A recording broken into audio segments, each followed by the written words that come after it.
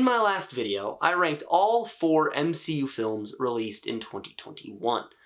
In this video, I'm going to rank all 5 TV shows the MCU released in 2021. Those shows include Wanda Vision, The Falcon and the Winter Soldier, Loki, What If, and Hawkeye. Now, it is worth mentioning going into the review that a show being at the bottom does not mean I didn't like it. In fact, I did enjoy all 5 of these shows.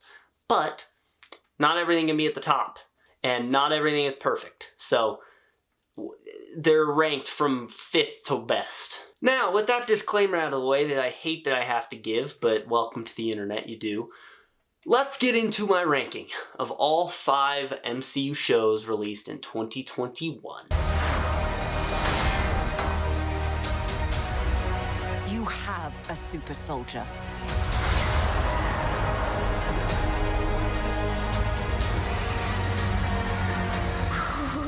Coming in 5th place is What If. What If has some of the best writing across these shows. No, you know what? What If has some of the best writing in the MCU, like the Doctor Strange episode. And What If also has some of the worst writing in the MCU, like the Party Thor episode. It's an interesting series because it fluctuates between good and bad basically each episode. Like the first 2 aren't great. Episode 3 is good. Episode 4 is S tier. Episode 5 is good. Episode 6 is fine. 7 awful. 8 fun. 9 bad. And I think that back and forth brings the show down because after a really good episode, you're excited to see more. And then you see a really bad episode, and then you're not excited to see more. It also doesn't help that every episode of What If is only a small fraction of a larger story, and they never expand on any of these universes, yet for some reason felt the need to end almost every episode with a cliffhanger. The cliffhanger at the end of episode 5, where Thanos was a zombie, didn't need to be there because we're never going to get any payoff. Same with the episode at the end of the Killmonger and Tony Stark team-up episode. It feels like an incomplete story every week, and that is highly disappointing. The need to connect each universe in the finale, I also think, was highly unnecessary. I would have been fine if episode 9 was just another story. This can be an anthology series. We don't need to link all of it together. And it also feels a bit forced. For example, I can see why the Watcher would want Doctor Strange to help defeat Ultron. I do not know why the Watcher would need Captain Carter to help Doctor Strange defeat Ultron. And speaking of Ultron, he's supposed to be the main villain of this series, but he's not properly introduced until the penultimate episode. And that episode isn't an Ultron episode, it's a Hawkeye and Black Widow episode. So you don't get full Ultron for the entire 30-minute episode, but it's shown that he can destroy entire universes like it's his job. But then because we had no time to develop him at all, when it gets to the finale and it's time for him to get defeated, the heroes are playing the offensive the entire time and are never once struggling to defeat Ultron. Like, I'm sorry, but you can't convince me that a guy able to destroy universes like they're nothing was struggling against 2 chicks with shields. All those complaints aside, What If does have some very amazing things about it. Obviously, the Doctor Strange episode is fantastic. I cannot praise that episode enough.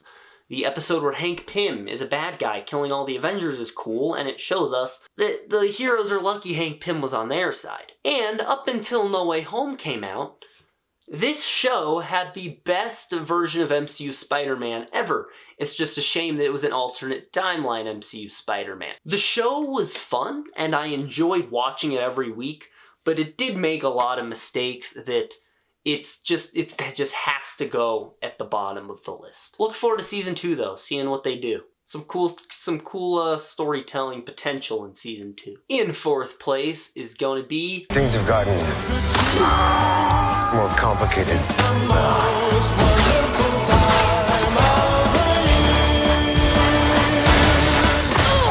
Hawkeye. Hawkeye is a show that I really liked. Jeremy Renner was given so much to do. He has so much to work with that it fleshed out a character that has been sidelined since his very first appearance in the MCU. On top of that, Kate Bishop, the new character in this show, is supposed to annoy Clint Barton, but is not annoying to the audience, and she's great to watch. Also, Haley Steinfeld is a great actress and plays the shit out of Kate Bishop. She is up there in the upper echelon of comic book casting decisions, and Marvel has even confirmed they never even had anyone else in mind for Kate Bishop. My favorite thing about this show is how small stakes the story is. 2021 in the MCU is a year that saw 8 very big storylines, which is when it's like 3 movies a year, that's fine. But when it's 4 movies and 5 shows a year and they're like something new every week, that's a lot of heavy-hitting stuff. And then Hawkeye comes in and it's basically, it all starts off with a heist and that's like just a series of street fights.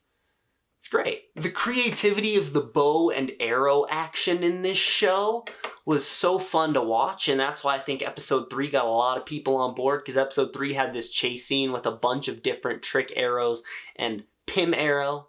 Badass. My biggest issue with the show, which is the reason it's number 4, not number 3, is that it seems like it has a bit too much going on. It's a murder mystery, a gang war, a revenge story for Echo. Hawkeye has PTSD. It's a family drama. Kate's mom is mysterious. Kate's soon-to-be stepdad is very suspicious. Clint's wife may or may not be a spy. Yelena is hunting down Clint. Kingpin is controlling everything behind the scenes. And this show is also a Black Widow sequel. There's just so much stuff happening in this show, and it gets overwhelming at points. It honestly took me a few episodes to figure out what the main plotline was supposed to be. Going into the finale, there were way too many loose ends, and this show, I was worried it did Wanda Vision its finale, meaning that you had a show with pretty thrilling episodes that completely fumbled its finale. I think that besides the bow scenes and the Yelena fight scenes, the action in this show was just pretty unexciting. The finale doesn't have enough time to wrap up what it needs to wrap up, and plot lines have to move very quickly, and we don't get payoff for a lot of characters. Swordsman finally uses a sword in the finale for about 5 seconds before his fight moves off screen. Kingpin, played by Vincent D'Onofrio, is in this show, but they forgot to give him depth, and he doesn't have any of the fear factor that Netflix Kingpin had. I don't need to see Kingpin decapitate someone with a car door to be afraid of him, but I should at least feel fear for every character when Kingpin enters a scene, but I never did. Also, the death fake out, come on, he's not dead. But I liked more of Hawkeye than I disliked, and I really want to see more of these characters in the MCU. We know we're getting an Echo spinoff. I'm interested in that. Also, there's some writers from Daredevil writing the Echo show, so that's exciting. I'm excited to see more Kate Bishop. I want to see more Clint Barton if they have a good story to tell with him. This show just made me love characters that this show made me love a character I've always liked, and it introduced me to a batch of great characters that I can't wait to see more of. The choice between which show to put in 4th place and which to put in 3rd place was a very hard one, and I flip-flopped them the entire time I was writing this video. But the decision ultimately came down to the fact that the show I put in 3rd place seems a bit more focused than Hawkeye. If we do this, we're gonna do it our own way.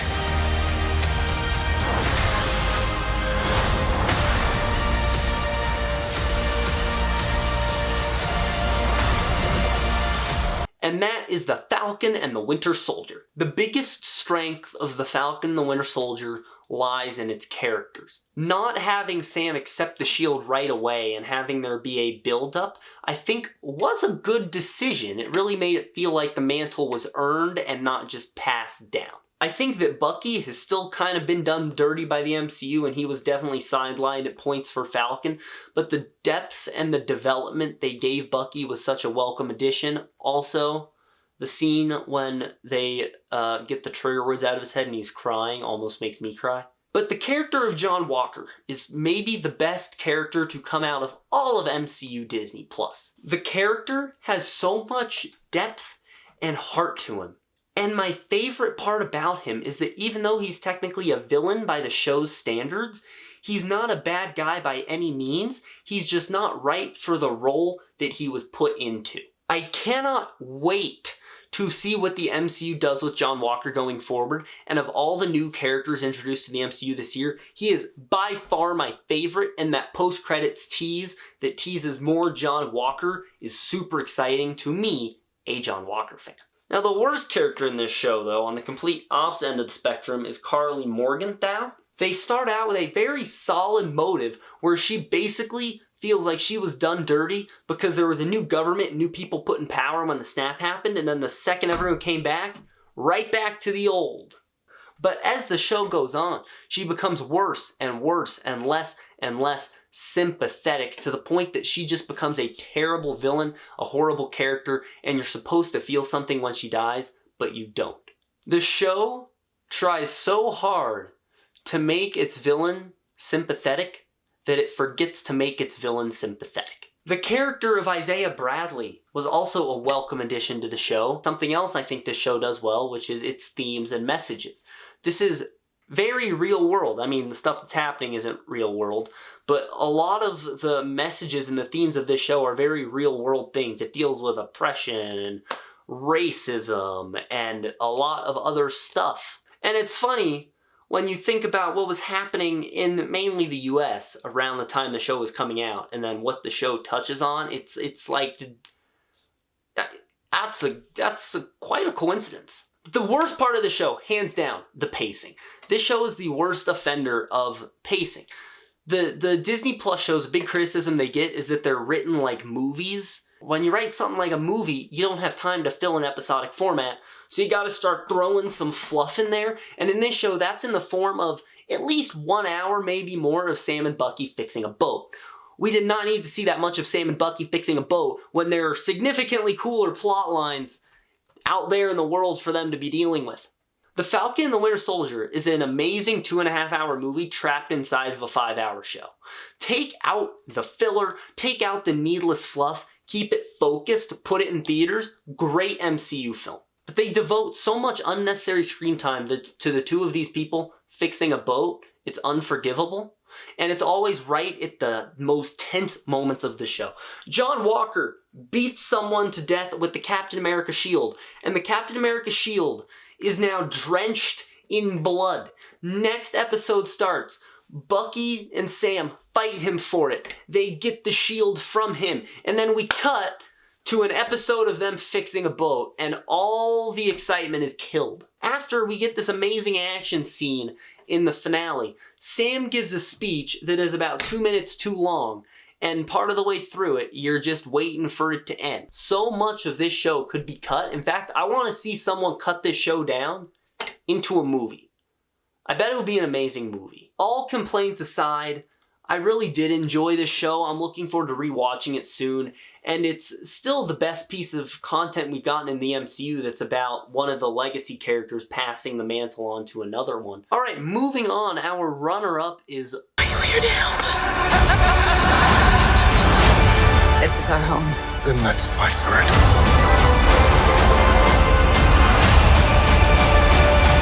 Wanda Vision. Wanda Vision is a show that has so many fantastic ideas but is brought down by introducing too many elements and setting up too many things, resulting in very piss-poor payoff or no payoff at all for certain things. For example, Ralph Boner.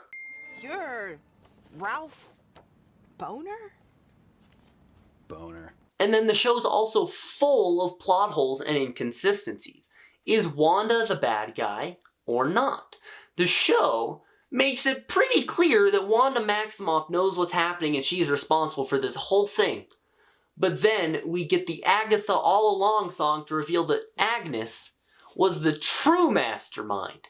Just to then have the next episode show that Wanda was the mastermind. In one of the first episodes, two cops say that Westview does not exist. And then in episode 8, it's pretty clear that Westview existed before Wanda created it. It seems like the writers got so caught up in how fun this mystery could be that they forgot that mysteries have payoff. But let's talk about some positive things. This show has some very solid episodes of television. In fact, I'll go so far as to say that I really did enjoy the first 8 episodes of Wanda Vision. There was a lot of mystery and intrigue, and by far of all the shows, this has been the most fun one to watch week for week. The 6 days in between were excruciating, but it was so cool to watch it and then go online and everyone was always talking about it. It was such an internet buzz. But of all the shows, this is the one that was the most excruciating to wait for. Every time the please stand by message came on, I wanted to throw the remote through the TV. The character development for Wanda Maximoff as both a hero and a villain, because this show does both, was really good, and it made her a fan favorite character for most people. And if you stayed for the No Way Home post-credit scene that was the Doctor Strange trailer and you got to witness it in front of an audience, the applause happened when Wanda was on screen. I do think that for the most part, the writing of this show was solid. Jack Schaefer said she didn't read any of the comics at all. She didn't understand them. She didn't know who a lot of the characters were, but she wrote a damn good show. My favorite line in all of the MCU is in this show. But what is grief? If not love, persevering. And you can find all kinds of great writing throughout it. The mystery and intrigue really is what keeps this show entertaining, and I live for that. And it's funny that a show that was so revolutionary, not just for comic books, but for TV in general, decided to resort to a giant CGI finale where someone with a red laser shoots at someone with a purple laser, and someone with a yellow laser shoots at someone with a blue laser. Wanda and Vision's goodbye is also among one of the best scenes of the entire show. Vision and White Vision in the library is genius. Wanda getting her outfit feels like such an earned moment.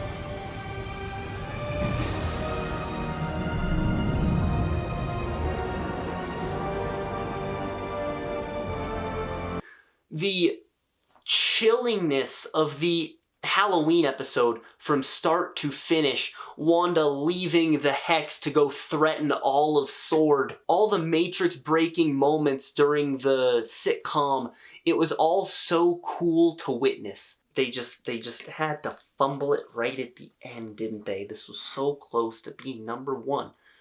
But they created a term called Wanda Visioning. There is so much I like about this show that it outweighs the bad, but some of the bad is so bad that it leaves a mark on this show. It's like a bleach stain on a piece of clothing that's not white.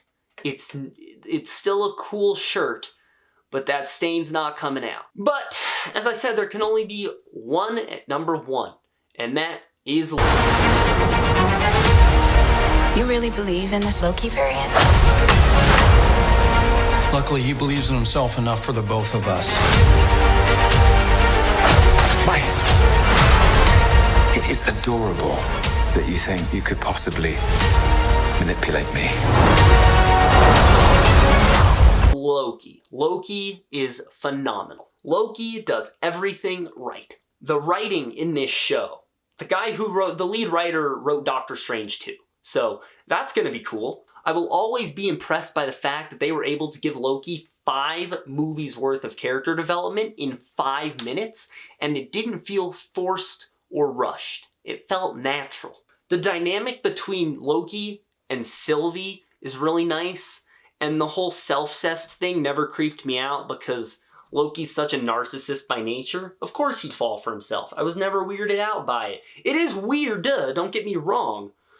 But I wasn't one of the people who was like complaining online about the relationship. And their relationship is actually quite heartbreaking and pretty sad. And the Lokis aren't the only great characters in this show. Most of the side characters are pretty solid. Of course, Mobius and Mobius, everyone's favorite. When he got pruned in episode 4, talk about wanting to throw a remote through a TV. I was not a happy lad. Hunter B-15 is a character who started out one-dimensional and was intentionally one-dimensional, and she gets so much depth as the show goes on, to the point that one of the most rewarding character moments in the show is her walking into the Timekeeper's chamber and giving Loki his sword back. And of course, Jonathan Majors as He Who Remains stole the final episode of this show. His charisma and his enthusiasm was overwhelming, and I can't wait to see him as Kang the Conqueror in future film. This is another show that had a lot of mystery and intrigue to it. Finding out more and more about the TVA and this weird, twisted world every week was the highlight of the show, and I honestly don't know how they're going to handle Season 2 when we don't have that mystery and intrigue, but you know what? I'm going to trust Marvel. I think this is the best paced Disney Plus show. Hell, I'd go so far as to say this is the only well-paced Disney Plus show. Even when the show slows down, it doesn't feel like a break in tension. It doesn't feel like a movie trying to stretch its way out across 6 45-minute long episodes. Even the filler episode, Lamentis, doesn't really feel like filler purely because of how much development it gives both Loki and Sylvie and sets up events for the future of the show. The show's talks about free will and purpose were really exciting to hear, and my absolute favorite scene of this show is right before Lamentis basically explodes when Loki and Sylvie think they're gonna die.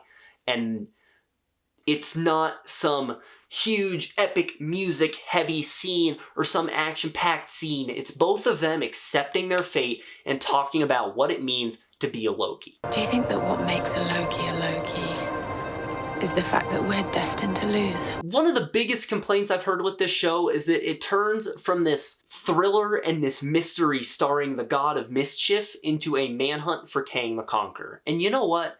I get that. If you're one of the people who thinks that, I'm not going to argue you at all. I personally didn't feel that. It felt like a natural progression to me, and I didn't even realize that was an issue people had until way after the show had ended. Besides some small nitpicks, and everything has nitpicks, I have no real issues with Loki, and that's why it comes out at number 1. And there you guys have it. That's my ranking for all 5 MCU shows of this year. What is your ranking of them? Let me know down in the comments below. Also leave a like on this video, subscribe, click on the bell icon to receive all notifications from the MCU HQ. That's going to be it. Have a great day, guys.